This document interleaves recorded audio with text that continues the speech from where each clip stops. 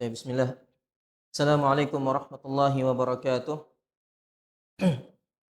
Innal hamdalillah nahmaduhu wa nasta'inuhu wa nastaghfiruh wa natubu ilayhi wa na'udzu billahi min sururi anfusina min sayyiati a'malina. Man yahdihillahu fala mudilla lahu wa man yudlil fala hadiya lahu. Asyhadu an la ilaha illallah wahdahu la syarika lahu wa asyhadu anna Muhammadan 'abduhu wa rasuluh. Qala Allah ta'ala: يا أيها الذين آمنوا اتقوا الله حق تقاته ولا تموتن إلا وأنتم مسلمون.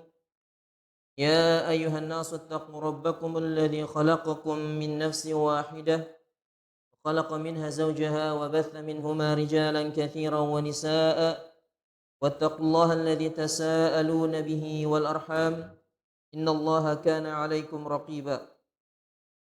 يا أيها الذين آمنوا اتقوا الله وقولوا قولا سديدا يصلح لكم أعمالكم ويغفر لكم ذنوبكم ومن يطع الله ورسوله فقد فاز فوزا عظيما. أما بعد فإن أصدق الحديث كتاب الله وخير الهدي هدي محمد صلى الله عليه وسلم شر الأمور محدثاتها وكل محدثة بدعة وكل بدعة ضلالة وكل ضلالة في النار. أيها الإخوة أعزكم الله. Kemarin pada pembahasan yang terakhir kita menyebutkan beberapa hadis-hadis dari Nabi sallallahu alaihi wasallam yang menjelaskan adanya perbuatan-perbuatan yang bisa menggugurkan pahala kita atau menghanguskan amalan kita. Di antaranya adalah sebuah hadis yang diriwayatkan oleh Imam At-Tirmidzi dan dihasankan oleh Syekh Al-Albani. Rasulullah sallallahu alaihi wasallam bersabda, "Thalathatun la tujawizu salatuhum adhanahum." Ada 3 orang yang salatnya tidak terangkat ke atas langit melebihi kuping-kuping mereka, melebihi telinga-telinga mereka. Artinya salatnya tertahan, tidak diterima oleh Allah Subhanahu wa taala. Sebutkan yang pertama adalah al-'abdul abik hatta yarji'. Seorang budak yang lari dari tuannya sampai dia kembali.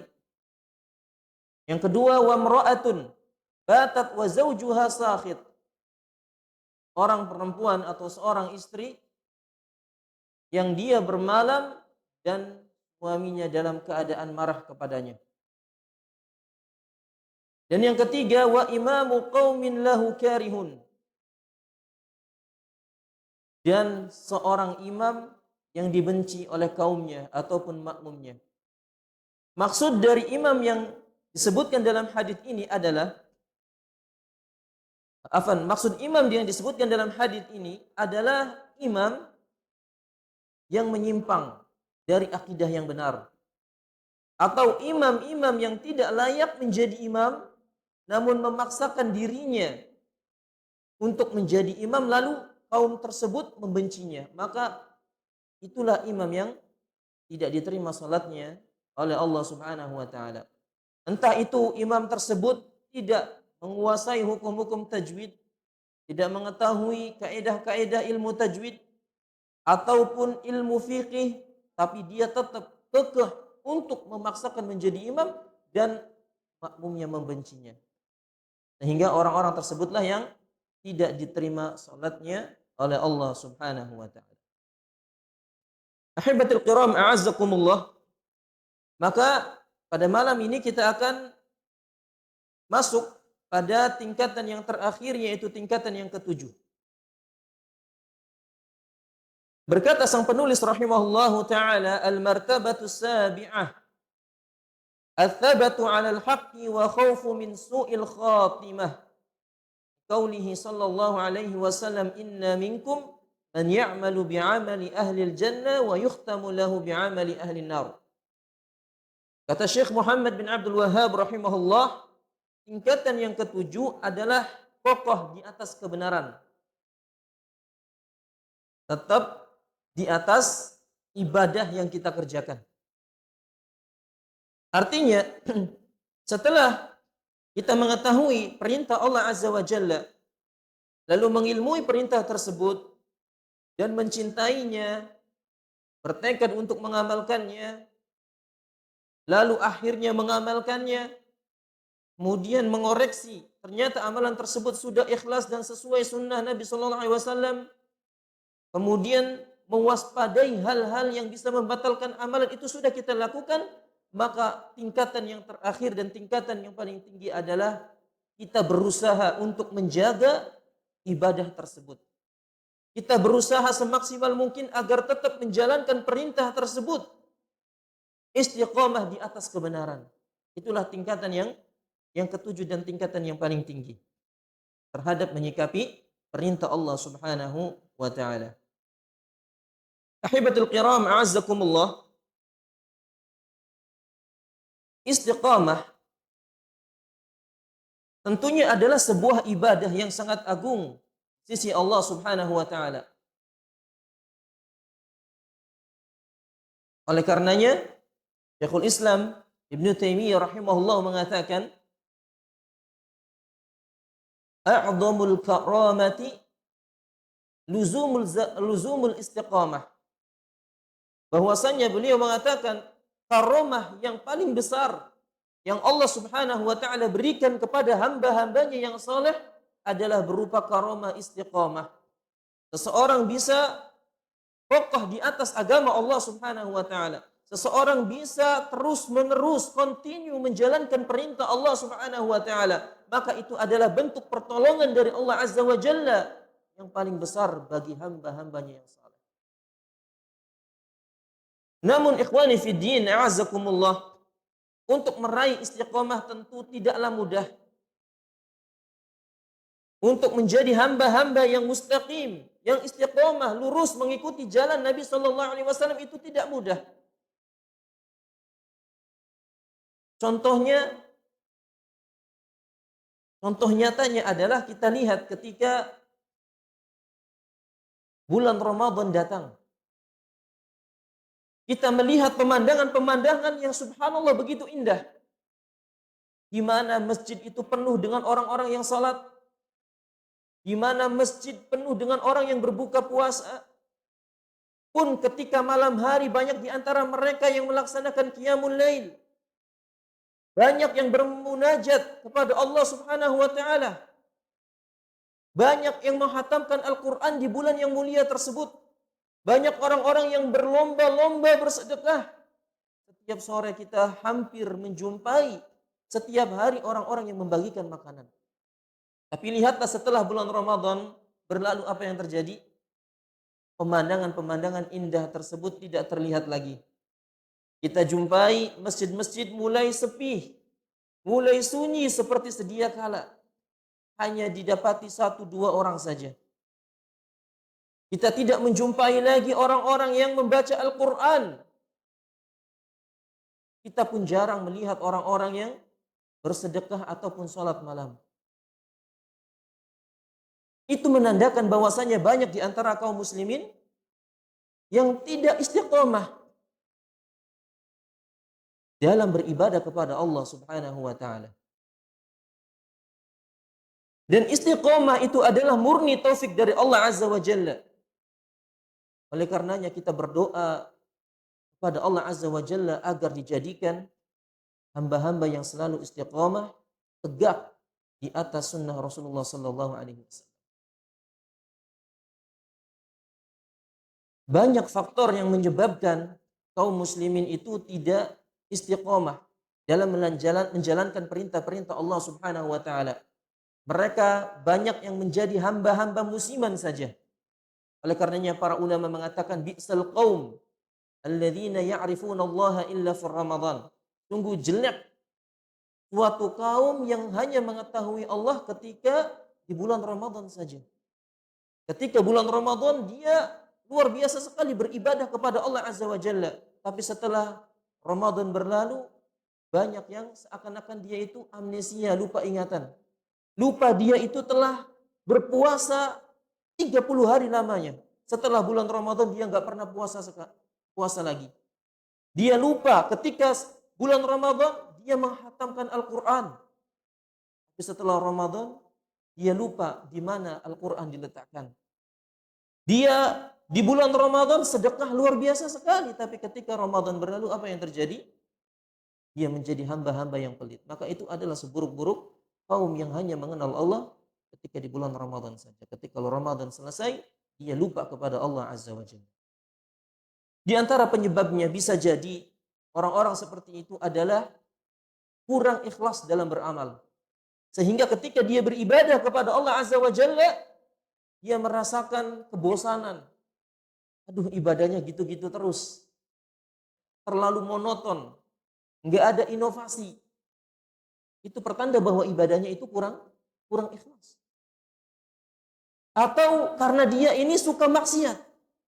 Sehingga ketika ingin menjalankan perintah Allah Azza wa Jalla, dia lebih mengedepankan maksiat yang ia sukai. Dan faktor yang lainnya adalah karena jalan istiqomah itu cuma satu. Jalan agar kita bisa istiqomah itu cuma satu, yaitu dengan mengikuti jalannya Nabi Shallallahu Alaihi Wasallam. Sebagaimana yang diceritakan oleh sahabat yang bernama Abdullah bin Mas'ud radhiyallahu anhu, beliau bercerita dahulu Nabi Shallallahu Alaihi Wasallam pernah membuat garis di hadapan kami. Khattalana Rasulullah Sallallahu Alaihi Wasallam khattan. Kata beliau, Rasulullah SAW menggambar sebuah garis di hadapan kami dengan garis yang lurus, Lalu beliau pun menggambar garis ke kanan dan ke kiri yang banyak, ke kanan ke kiri, ke kanan ke kiri, ke kanan ke kiri. Lalu Nabi SAW mengatakan, wa anna hadza siratim mustaqima fattabi'uhu. Beliau mengatakan, inilah jalanku yang lurus, maka ikutilah jalan tersebut. Artinya orang-orang yang ketika istiqomah hendaknya dia itu mengikuti jalannya Nabi Shallallahu Alaihi Wasallam dan jangan mengikuti jalan-jalan selain jalannya Nabi Shallallahu Alaihi Wasallam.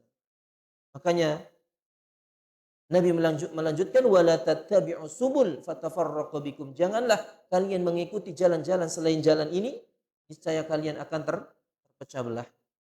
Nabi Shallallahu Alaihi Wasallam juga menjelaskan bahwasanya setiap jalan yang menyimpang ke kanan dan ke kiri itu dihuni oleh syaitan.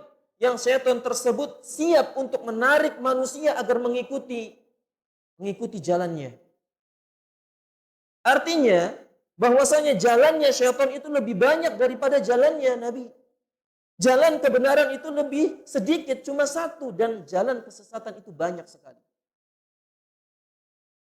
Oleh karenanya tidak heran bahwasanya banyak di antara kaum muslimin yang tidak bisa istiqomah. Kenapa? Karena jalan istiqomah itu cuma satu, dengan mengikuti jalannya Nabi Sallallahu Alaihi Wasallam. Ahibatul kiram, a'azzakumullah. Oleh karenanya Allah Azza wa Jalla memberikan pahala yang begitu besar bagi mereka orang-orang yang bisa istiqomah. Allah Azza wa Jalla memberikan pahala yang begitu besar bagi mereka orang-orang yang bisa kokoh di atas hak, continue dalam beramal.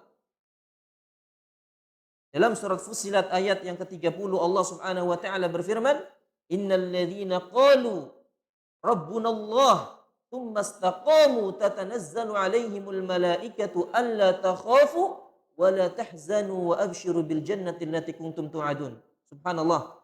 Kata Allah Azza wa Jalla, sesungguhnya orang-orang yang mengatakan Allah adalah Rabb kami, lalu mereka istiqomah, mereka continue dalam beramal,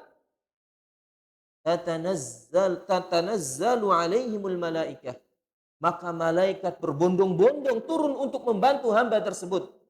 Disebutkan oleh para ulama, yaitu tatkala hamba tersebut dalam keadaan sakratul maut, malaikat datang menghampiri hamba tersebut berbondong-bondong. Untuk apa? Untuk membantu hamba tersebut agar bisa mengucapkan kalimat la ilaha illallah di penghujung hayatnya. Oleh karenanya orang-orang yang istiqomah pasti akan dimudahkan ketika mengucapkan kalimat la ilaha illallah di akhir hayatnya. Karena Nabi SAW mengatakan, "Man kana akhiru kalamihi la ilaha illallah dakhalal jannah." Siapa yang akhir ucapannya itu adalah la ilaha illallah, maka dia akan masuk ke dalam surga. Maka orang-orang yang istiqamah, dia akan diberikan kebahagiaan di dunia. Dia akan mendapatkan husnul khatimah sebelum dia meninggal dunia. Lalu malaikat tersebut mengatakan, "Alla takhafu." Janganlah kalian takut. "Wala tahzanu." Dan janganlah kalian bersedih. "Wa abshiru bil jannati allati kuntum tu'adun." Dan bergembiralah kalian, wahai orang-orang yang istiqamah, dengan surga yang dijanjikan untuk kalian. Subhanallah. Orang-orang yang istiqamah mendapatkan kebahagiaan di dunia dan di akhiratnya. Di dunia, dia dibantu oleh para malaikat untuk mengucapkan kalimat la ilaha illallah sehingga dia mendapatkan husnul khatimah. Pun ketika dia berada di padang mahsyar, di alam barzakh, lagi-lagi Allah Azza wa Jalla membantunya. Bagaimana firman Allah dalam surat Ibrahim ayat ke-27. Allah berfirman, "Yuthabbitullahu alladhina amanu bil qawli tsabit fil hayatid dunya wa fil akhirah wa yudhillullahu adh-dhalimina wa yaf'alullahu ma yasha." Allah Subhanahu wa taala mengokohkan ucapan orang-orang yang beriman dengan ucapan yang kokoh di dunia dan di akhiratnya. Di dunia dia pasti bisa mengucapkan kalimat la ilaha illallah, pun di akhiratnya dia akan ditolong oleh Allah Subhanahu wa taala dalam menjawab pertanyaan-pertanyaan malaikat mungkar dan nakir yang ditujukan kepadanya. Karena hakikatnya pertanyaan yang dilontarkan oleh malaikat mungkar dan nakir itu adalah berupa amalan. Pertanyaan tersebut, "Man rabbuk, wa man nabiyyuk, wa ma dinuk?" Tiga-tiganya ini adalah berkaitan dengan amalan. Oleh karena itu, orang yang istiqamah beramal tentunya akan dimudahkan dalam menjawab pertanyaan malaikat mungkar dan nakir. Subhanallah. Itu balasan yang Allah berikan bagi mereka orang-orang yang istiqamah di atas sunnah Nabi Sallallahu Alaihi Wasallam. Pun demikian disebutkan dalam surat Al-Ahqaf ayat ke-13. Allah berfirman, "Innal ladzina qalu Rabbunallahu tsumma istaqamu fala khaufun 'alaihim wa la hum yahzanun." Kata Allah, sesungguhnya orang-orang yang mengatakan Allah adalah Rabb kami, lalu mereka istiqamah, maka tidak ada rasa takut dalam diri mereka dan tidak ada kesedihan dalam diri mereka. Lihat, Allah Azza wa Jalla menyebutkan ciri-ciri orang yang istiqamah adalah dia tidak takut. Tidak ada rasa takut dalam dirinya, tidak ada rasa takut terhadap rezekinya. Tidak ada, khauf itu dalam bahasa Arab adalah rasa takut yang akan terjadi di masa yang akan datang. Dia tidak takut dengan masa depannya karena semuanya telah ditakdirkan oleh Allah Subhanahu wa taala. Dia hidup tenang dan damai. Kenapa? Karena dia istiqomah. Berbeda dengan orang-orang yang tidak beriman kepada Allah, dia jauh dari Allah Subhanahu wa taala, maka orang-orang seperti itu kehidupannya pasti diliputi dengan rasa gelisah. Diliputi dengan rasa gundah gulana. Tidak mendapatkan ketenangan di dalam hatinya. Kenapa? Karena dia tidak istiqomah. Ini salah satu ciri kalau kita merasakan hati kita itu galau, hati kita itu sedih terus, sedih yang berkepanjangan, itu menandakan bahwa kita ini bukan orang yang istiqomah. Karena orang yang istiqomah disebutkan oleh Allah Azza wa Jalla dalam surat ini adalah tidak ada rasa takut dalam hatinya. Dia akan mendapatkan ketenangan, akan mendapatkan kedamaian di dalam hatinya. Walahum yahzanun, dan dia pun tidak akan bersedih. Tentunya ahibatul kiram azakumullah, meskipun utamaan istiqomah itu begitu besar, tentunya tadi kita katakan bahwasanya tidak mudah untuk meraih istiqomah. Tidak mudah untuk meraih istiqomah.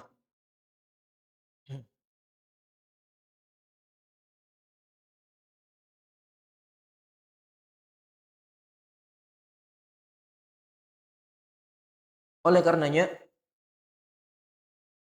disebutkan dalam sebuah hadis Dari Nabi sallallahu alaihi wasallam beliau menyebutkan sab'atun yudhilluhumullahu fi dhillihi yauma la dhilla illa dhilluh. Kata Nabi ada 7 golongan orang yang akan mendapatkan naungan Allah Azza wa Jalla pada hari kiamat kelak yang tatkala itu tidak ada naungan kecuali naungan tersebut. Sebutkan salah satunya adalah rajulun nasya'a fi ibadatillah, seseorang yang dia itu tumbuh di atas ketaatan kepada Allah Azza wa Jalla. Bayangkan kita hidup di zaman yang penuh dengan fitnah. Keluar rumah kena fitnah, pun di dalam rumah kena fitnah. Itu zaman yang subhanallah luar biasa sekali. Kalau zaman dahulu orang yang ketika ingin selamat atau terhindar dari fitnah, dia itu ya sudah berdiam di rumah aman. Tapi sekarang keluar kena fitnah, di rumah juga kena fitnah. Apa fitnahnya? Ya, fitnah terbesar ini. Ya, jawal, HP, ini musibah. Jawal itu ibarat pisau, bisa kita manfaatkan dan bisa juga untuk ya, melukai kita. Na'udzubillah. Orang yang biasanya, orang yang sering bermaksiat justru itu mereka adalah orang-orang yang berdiam di dalam rumah. Jasadnya ada di dalam rumah tapi pikirannya keliling dunia. Berfantasi, melihat ini dan itu, na'udzubillah. Itulah fitnah ujian yang sangat besar di zaman saat ini. Tapi subhanallah, Nabi SAW menjanjikan bahwasanya ada orang-orang yang akan mendapatkan naungan pada hari kiamat kelak, yaitu diantaranya adalah mereka seorang pemuda yang tumbuh dalam ketaatan kepada Allah Subhanahu wa taala. Orang pemuda yang tumbuh dalam ketaatan kepada Allah Azza wa Jalla. Seorang pemuda yang kebanyakan di zaman ini mereka itu lebih senang dengan hawa nafsu mereka, lebih senang dengan nongkrong, lebih senang dengan genjrang-genjring, lebih senang dengan pacaran dan sebagainya. Tapi subhanallah ada seorang pemuda yang dia itu tumbuh di atas ketaatan kepada Allah Subhanahu. Mudah-mudahan kita termasuk pemuda yang disebutkan di dalam hadis tersebut. Amin ya rabbal. Karena hakikatnya kita masih muda. Secara fisik nambah istri juga mampu apa tidak? Secara fisik mampu, berarti masih pemuda. Kita masih pengen nikah lagi, itu menunjukkan bahwasanya kita masih muda. Maka jadilah pemuda yang tumbuh di atas ketaatan kepada Allah Subhanahu wa taala. Kemudian ahibatil kiram a'azzakumullah, apa makna istiqamah? Di sini Syekh Abdul Razak hafizahullah taala menyebutkan ats-tsabatu 'alal haqqi ay an tathbuta 'ala hadzal amri ila an yatawafaqallahu tabaraka wa ta'ala wa huwa 'anka radin. Syekh Abdul Razak menjelaskan kokoh di atas kebenaran itu maksudnya adalah engkau kokoh atau tetap di atas perintah ini, di atas perintah yang engkau kerjakan. Hendaknya engkau terus-menerus mengerjakan perintah yang diperintahkan kepadamu. Sampai kapan? Sampai Allah Azza wa Jalla mewafatkanmu dalam keadaan Allah ridho kepadamu. Dan ungkapan ini senada dengan firman Allah Subhanahu wa taala, wa'bud rabbaka hatta ya'tiyakal yaqin. Beribadahlah kepada Allah sampai datangnya al-yaqin, yaitu al-maut. Ini maksud daripada istiqamah, kata beliau. Ditegaskan oleh Al-Imam Ibn Rajab dalam kitabnya Jami' Ulum wal Hikam, ketika beliau mendefinisikan istiqamah, kata beliau, hiya sulukut tariqi, hiya sulukut tariqil mustaqim.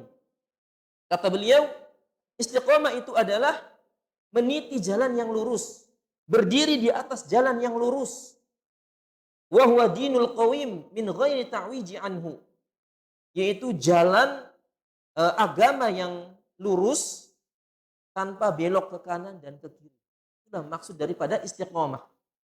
Dia itu berjalan di atas yang lurus, yaitu jalannya siapa? Rasulullah sallallahu alaihi wasallam. Itulah yang disebut dengan istiqamah. Oleh karenanya kalau ada orang yang dia Masya Allah rajin beramal, tapi ternyata bukan di atas petunjuk Nabi Shallallahu Alaihi Wasallam, maka kita katakan dia itu bukan orang yang mustaqim. Dia itu tidak istiqomah. Kenapa? Karena istiqomah patokannya adalah berdiri di atas jalan Nabi Shallallahu Alaihi Wasallam sebagaimana yang tadi digambarkan oleh Nabi. Adanya cuma satu jalan, itulah jalannya Rasulullah Shallallahu Alaihi Wasallam.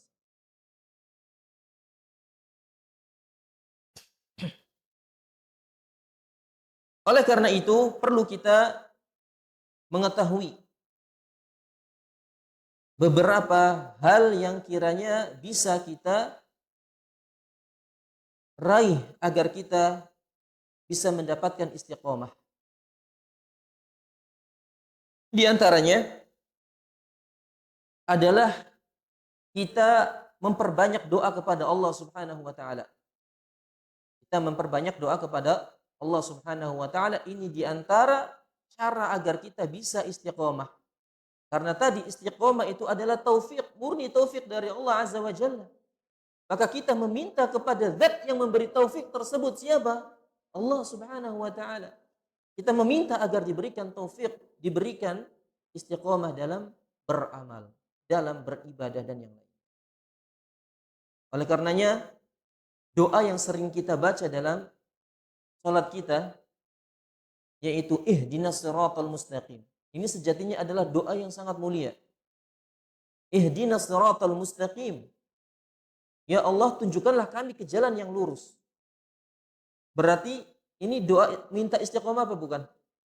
Ya, doa minta istiqomah. Ya Allah, tunjukkanlah kami ke jalan yang lurus. Jalan yang lurus itulah kunci seseorang bisa mendapatkan keistiqomahan. Sering kita mengatakan iyyaka na'budu wa iyyaka nasta'in. Ihdinas siratal mustaqim. Siratal ladzina an'amta 'alaihim ghairil maghdubi 'alaihim waladdallin. Kalau kita merenungi ayat ini, ahibatil kiram a'azzakumullah, iyyaka na'budu wa iyyaka nasta'in. Ya Allah, sesungguhnya aku hanya beribadah kepadamu dan sesungguhnya kami hanya beribadah kepadamu dan sesungguhnya kami hanya minta pertolongan kepada kamu. Meminta pertolongan kepadamu. Ini ahibatil kiram adalah merupakan tawasul dalam doa kita. Ya Allah, sesungguhnya aku beribadah kepadamu. Ini tawasul apa bukan? Tadi doanya kan disebutkan ihdinas siratal mustaqim. Ya Allah, kami minta ditunjukkan kepada jalan yang lurus. Tapi ayat ini diawali dengan iyyaka na'budu wa iyyaka nasta'in. Yang kalau kita fahami, ini adalah merupakan tawasul dalam doa-doa kita. Iyyaka na'budu, ya Allah, hanya kepadamu lah kami beribadah. Ya Allah, hanya kepadamu lah kami minta pertolongan. Maka ini adalah tawasul. Dan kita dianjurkan untuk bertawasul dengan amalan-amalan kita.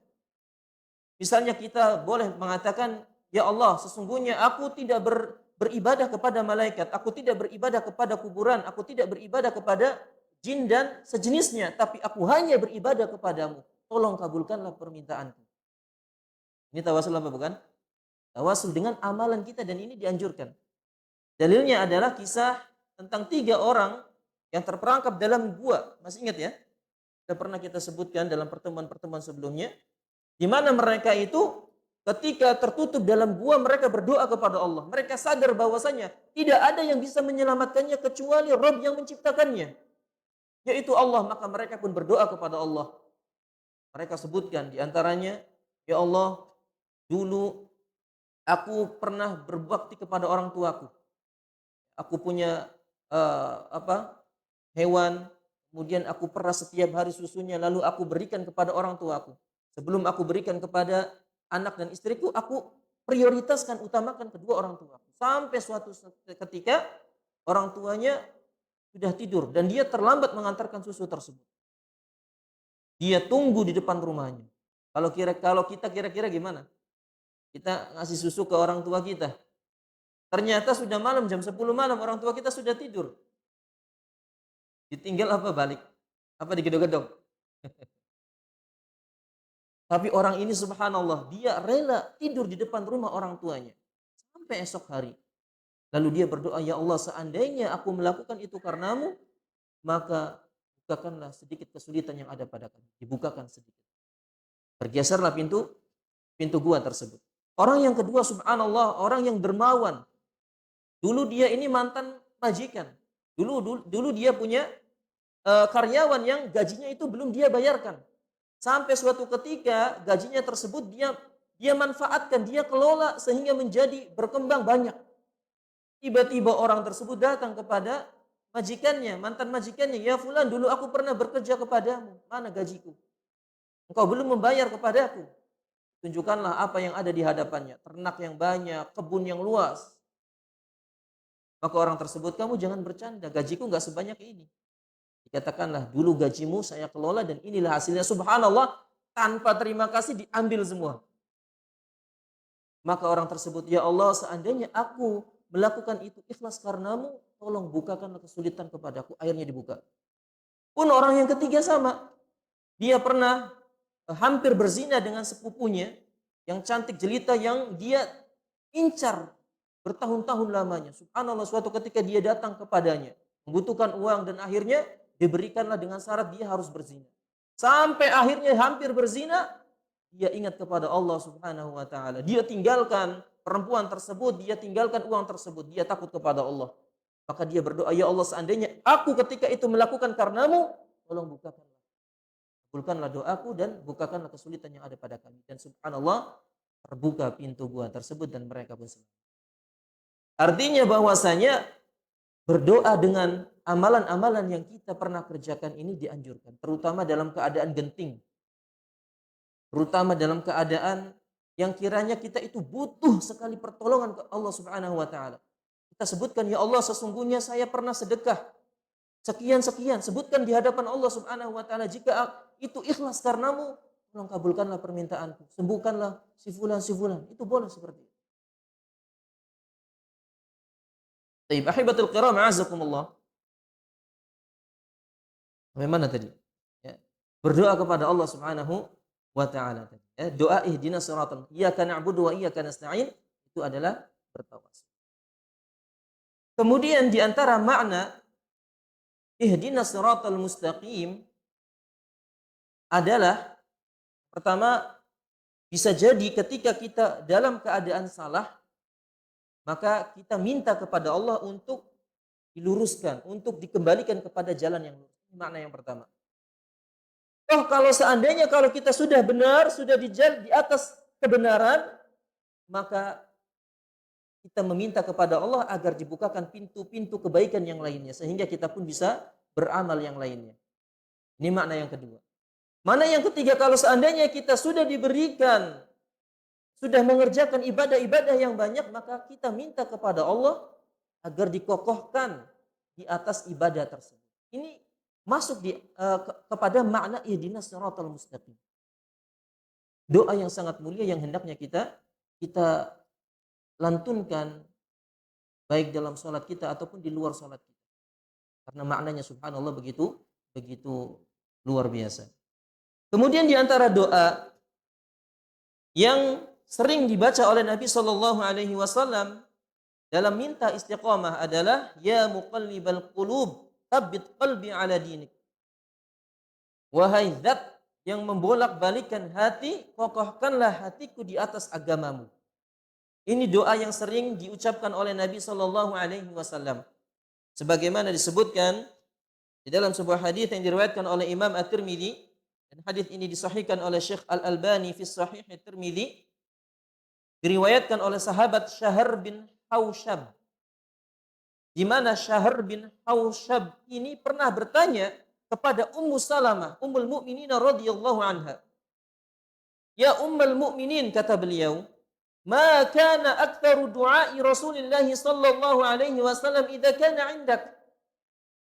Sahabat ini bertanya kepada istri Nabi sallallahu alaihi wasallam, Ummu Salamah, "Wahai Ummul Mukminin, apa doa yang sering dibaca oleh Nabi sallallahu alaihi wasallam ketika beliau sedang bersamamu?" Maka Ummul Mukminina Ummu Salamah radhiyallahu anha mengatakan, "Kana aktsaru du'aihi ya muqallibal qulub, tsabbit qalbi ala dinik." Maka Ummu Salamah pun bertanya kepada Nabi sallallahu alaihi wasallam, "Ya Rasulullah, "Ma li aktsari du'aika ya muqallibal qulub, tsabbit qalbi 'ala dinik." Wahai Rasulullah, kenapa doa yang sering engkau ucapkan, doa yang sering engkau baca itu adalah ya muqallibal qulub?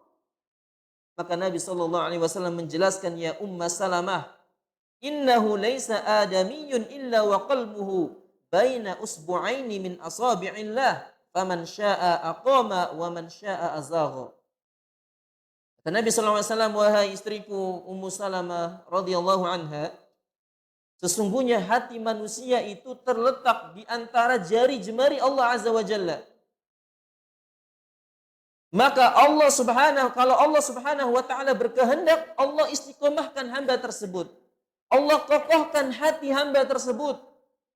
Tapi kalau Allah berkehendak, Allah simpangkan hati hamba tersebut. Allah gelincirkan hati hamba tersebut sehingga dia menjadi hamba-hamba yang tergelincir.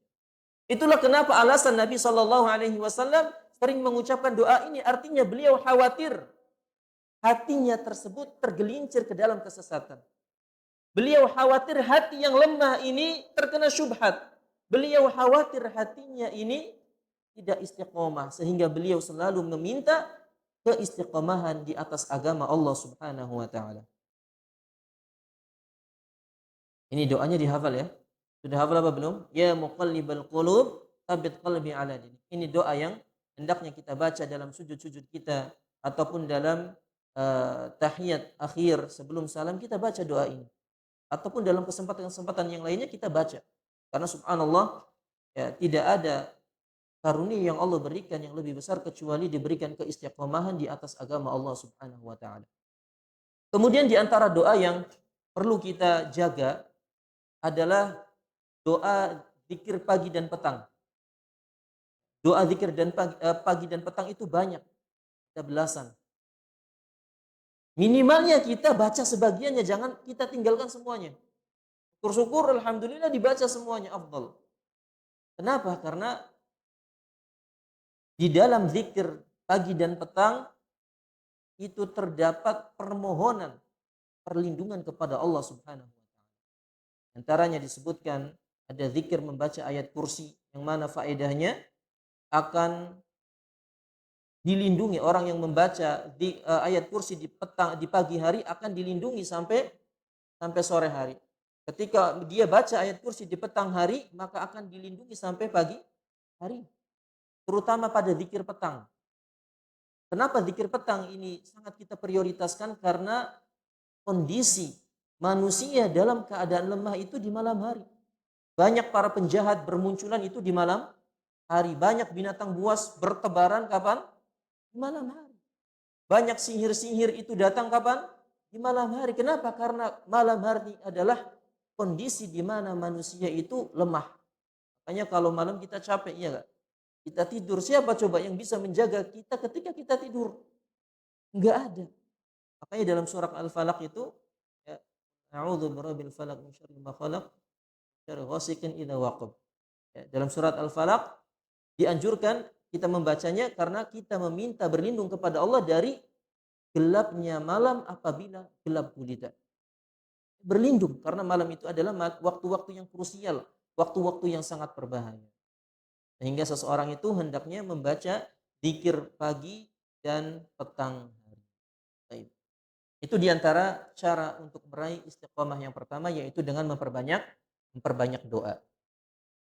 Ahibatul kiram, a'azzakumullah. Kemudian niat yang kedua adalah dengan mencari teman yang soleh. Ini sudah pernah kita sampaikan. Bahwasanya penting sekali kita itu memiliki teman-teman yang soleh. Mencari teman-teman yang soleh. Karena teman itu adalah yang menarik kita. Teman itu adalah yang memiliki pengaruh besar terhadap agama kita. Kata Nabi SAW, "Al-mar'u ala dini khalilih. Fal yanzur ahadukum ila man yukhalil." Seseorang itu agamanya di atas agama temannya, maka lihatlah dengan siapa dia berteman. Kalau kita hanya sekedar berteman, boleh berteman dengan siapa saja, yang penting tidak membahayakan kita. Tapi kalau untuk menjadikan sahabat, untuk menjadikan teman dekat, untuk menjadikan teman diskusi, teman curhat, teman kesana kemari, maka ini yang harus pala pilih. Tidak boleh asal-asalan. Karena orang yang soleh itu manfaatnya bukan hanya di dunia tapi juga di akhirat. Kita pilih berusaha untuk mencari teman-teman yang soleh. Dan kalau kita dapatkan ada teman kita yang soleh, jangan dilepas. Kita ikut dengan dia terus. Karena dengan sebab kita dekat dengan dia, itu bisa menjaga keistiqomahan kita. Ketika kita sedang futur, malas hadir di kajian, jangan sendirian. Mendekat kepada teman-teman yang soleh tersebut.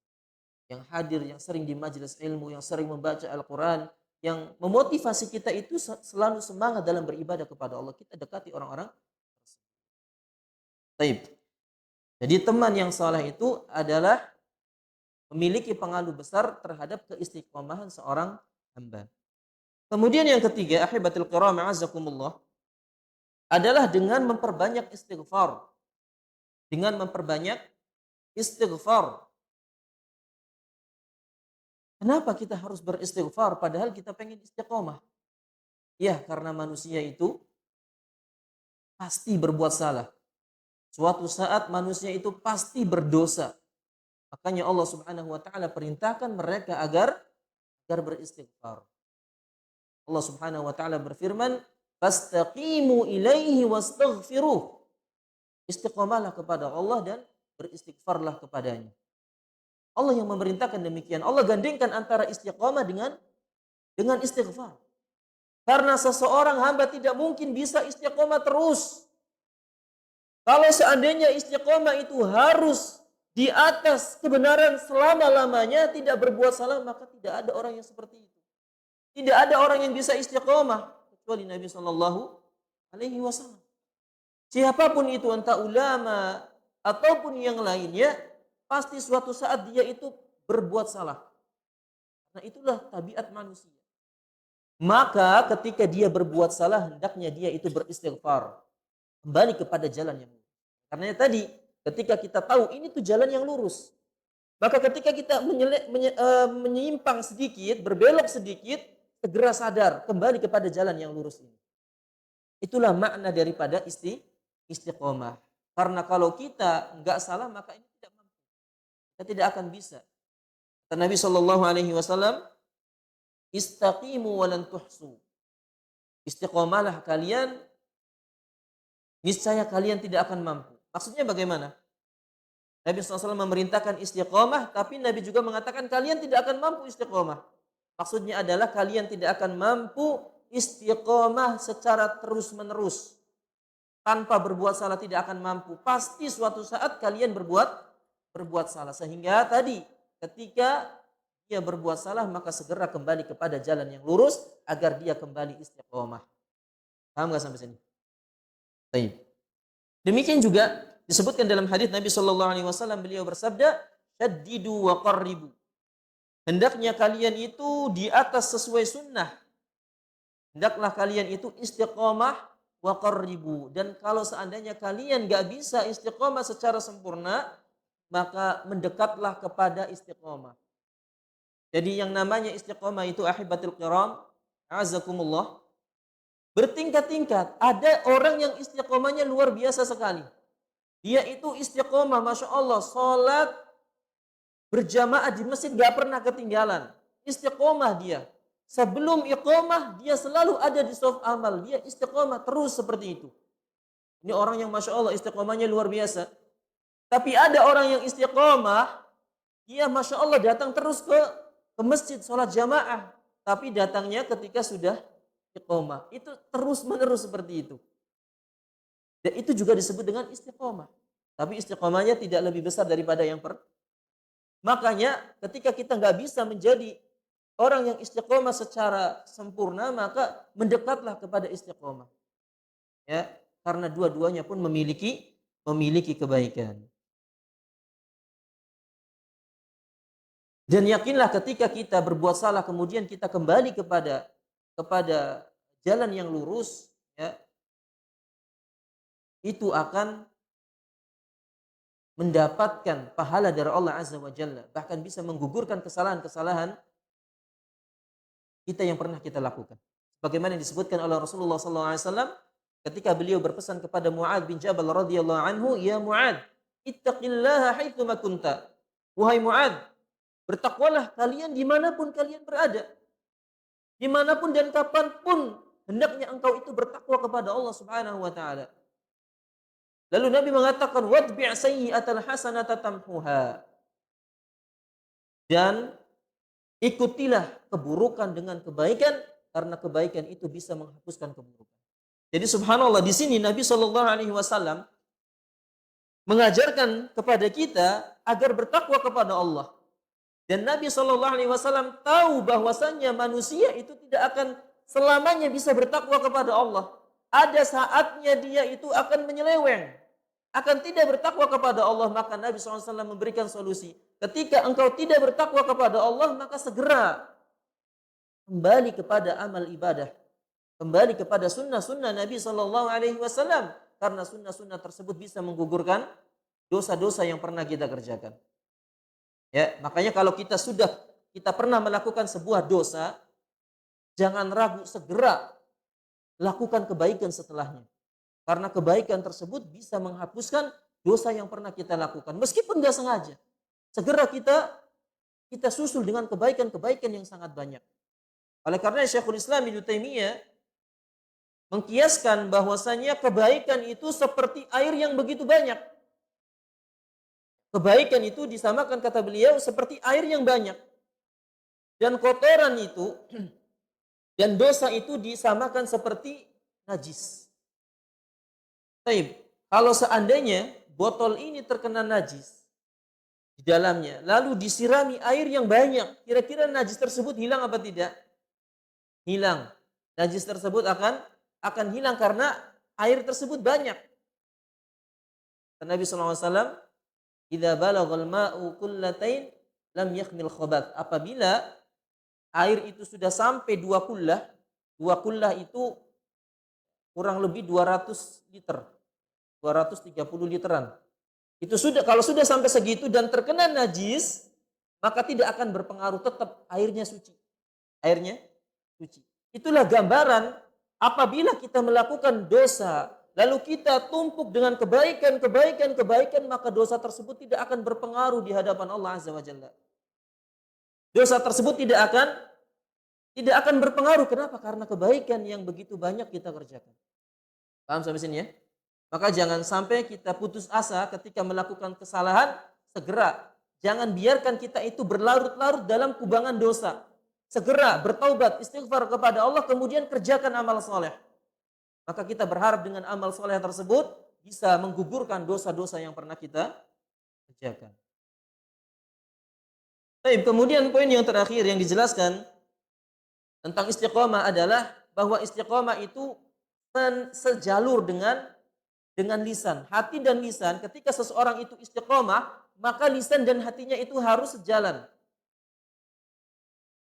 Kalau ada orang yang istiqomah, dia ngaku istiqomah, tapi lisan dan hatinya belum sejalan, maka belum dikatakan istiqomah. Bagaimana kata Nabi SAW? La yastaqimu imanu abdin hatta yastaqima qalbuhu. Wa la yastaqimu qalbuhu hatta yastaqima lisanuhu. Iman seorang hamba itu tidak akan istiqomah, kata beliau, sampai hatinya istiqomah. Dan hatinya tidak akan istiqomah sampai lisannya juga istiqomah. Artinya kita ketika berusaha untuk menjaga hati kita dari hal-hal yang bisa membahayakannya, maka demikian juga dengan lisan kita. Jangan sampai berkata-kata kotor, berbohong, berdusta, menggibah dan sebagainya. Kita tahan lisan kita. Istiqomah dengan hal-hal yang diperintahkan saja. Kalau seorang sesudah nyambung, maka sudah sinkron, maka barulah seseorang itu disebut dengan istiqomah. Naam, kemudian ahibatul kiram, a'azzakumullah, Asy-Syaikh Muhammad bin Abdul Wahhab rahimahullahu taala mengatakan di sini,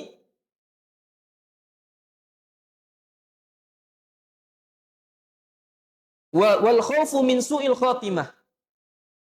Wal khaufu min su'il khatimah, dan takut meninggal dalam keadaan su'ul khatimah. Artinya tingkatan yang ketujuh ini adalah berdoa kepada Allah agar istiqomah dan takut meninggal di atas su'ul khatimah.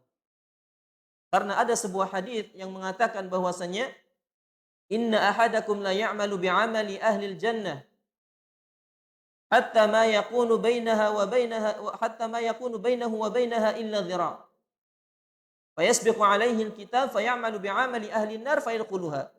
Kata Nabi SAW, ada salah seorang di antara kalian yang melakukan amalan penghuni surga. Bertahun-tahun lamanya dia itu mengamalkan penghuni surga, tapi sampai jarak antara surga dengan dirinya itu satu hasta saja. Bentar lagi masuk surga. Tapi catatan takdir berkata lain, dia pun mengamalkan penghuni neraka dan akhirnya dia pun masuk ke dalam neraka. Demikian sebaliknya. Ada orang yang bertahun-tahun mengamalkan penghuni neraka, tapi subhanallah catatan takdir mendahuluinya, dia pun dijadikan Allah untuk beramal saleh dan dia masuk ke dalam surga. Maka para ulama menjelaskan kenapa ada orang yang beramal penghuni surga bertahun-tahun lamanya, tapi di akhir hayatnya dia ini beramal penghuni neraka. Disebutkan ternyata dalam riwayat lain, kata Nabi SAW, fima yabdun nas, orang ini beramal sebatas pemandangan manusia. Jadi orang-orang mereka mengenal orang ini adalah orang yang alim, orang-orang yang melakukan amalan-amalan penghuni surga, tapi di dalam hatinya tidak ada yang mengetahuinya kecuali Allah. Ternyata dia beramal penuh dengan riya, penuh dengan sum'ah, penuh dengan ujub, sehingga di akhir hayatnya Allah takdirkan dia beramal penghuni neraka dan dimasukkan ke dalam neraka. Ini salah satu hikmahnya. Sebaliknya, ada orang yang penjahat, dia itu bertahun-tahun lamanya, tapi dia justru masuk di akhir hayatnya dia melakukan amalan penghuni surga dan dia masuk ke dalam surga. Kenapa? Karena Allah Azza wa Jalla mengetahui kesungguhan yang ada di dalam hatinya bahwa hamba ini dia benar-benar bertobat kepada Allah. Lalu Allah jadikan di akhir hayatnya dia itu melakukan amalan penghuni surga dan dimasukkan ke dalam surga. Dalam riwayat lain kata Nabi SAW, "Idza aradallahu bi'abdin khairan, ista'malahu aw asalahu." Kata Nabi, yarhamukallah. Kata Nabi SAW, apabila Allah mengkehendaki suatu kebaikan bagi seorang hamba, maka Allah akan menggunakannya. Maka para sahabat bertanya, "Ya Rasulullah, bagaimana Allah menggunakan hamba tersebut?" Maka Nabi menjelaskan, "Yuwaffiquhu bi'amali salih hatta yaqidahu." Maka di akhir hayatnya Allah jadikan hamba tersebut beramal saleh sampai akhirnya Allah wafatkan dia di atas amal yang saleh. Lalu dia pun masuk ke dalam surga. Ini menunjukkan bahwasannya amalan itu dilihat pada akhirnya. Kata Nabi SAW, "Innamal a'malu bil khawatim." Sesungguhnya amalan itu tergantung akhirnya. Maka hendaknya seseorang itu memperhatikan dalam masalah hal ini. Hendaknya dia pikirkan bagaimana akhir dari kehidupannya. Bagaimana akhir dari amalannya. Apakah yang ia lakukan itu amalan kebaikan atau na'udzubillah amal keburukan. Kalau seseorang dia tutup amalan akhir hayatnya dengan amalan keburukan, maka itu pertanda dia akan mendapatkan keburukan. Tapi kalau seorang hamba dia tutup dengan amal kebajikan, itu pertanda bahwasanya dia husnul khatimah dan akan mendapatkan kebaikan. Makanya jangan sampai kita itu menjadi hamba-hamba yang lalai, terlena dengan dunia sehingga kita lupa dengan akhirat kita. Taib, ahibatul kiram, a'azakumullah. Kemudian beliau mengatakan, "Wahiya qalilun fi zamanina." Dan orang-orang seperti itu, orang-orang yang berusaha istiqomah dan takut meninggal dalam su'ul khatimah, kata beliau itu sangat sedikit sekali di zaman sekarang. Lalu beliau menutup risalah ini dengan mengatakan, "Fattafakkuru fi halil ladzi ta'rifu minan nas fi hadza wa ghairihi yadulluka ala syai'in katsirin tajhaluhu. Wallahu a'lam." Kata beliau, maka hendaklah renungkanlah keadaan manusia-manusia yang ada di zaman saat ini. Ternyata kalau kita merenungkan, banyak di antara mereka yang tidak mengamalkan poin yang ketujuh ini. Memikirkan bagaimana nasib atau akhir dari hayatnya itu sedikit sekali. Atau dia berusaha untuk istiqomah itu sedikit. Maka mudah-mudahan apa yang kita pelajari dari risalah ini jadikan kita terus semangat untuk beribadah kepada Allah Azza wa Jalla. Untuk memperhatikan perintah-perintah Allah Azza wa Jalla yang Allah perintah kepada kita. Jangan sampai kita meremehkan salah satu di antara perintah-perintah Allah Azza wa Jalla. Lalu beliau tutup dengan perkataannya, "Wallahu a'lam." Dengan demikian selesailah pembacaan risalah wajibuna nahwa ma amarana Allahu bihi. Coba kita ulangi, hafal enggak? 7 tingkatan yang apabila Allah perintahkan kepada kita. Apa yang pertama? Berilmu, mengilmui perintah itu. Yang kedua, mencintai perintah tersebut. Yang ketiga, bertekad untuk mengamalkannya. Yang keempat, mengamalkannya. Yang kelima, mengkoreksi amalan kita. Sudah ikhlas atau sesuai sunnah apa belum? Dan yang keenam, berusaha atau waspada terhadap amalan-amalan yang bisa menggugurkan pahala yang kita kerjakan. Dan yang terakhir, berusahalah untuk istiqamah dan takut terhadap su'ul khatimah. Nas'alullah salama wal afiyah. Ini saja yang bisa kita sampaikan. Kurang lebihnya mohon maaf. Kita akhiri dengan kafaratul majlis. Subhanakallahumma wa bihamdika asyhadu an la ilaha illa anta astaghfiruka wa atubu ilaik. Assalamualaikum warahmatullahi wabarakatuh.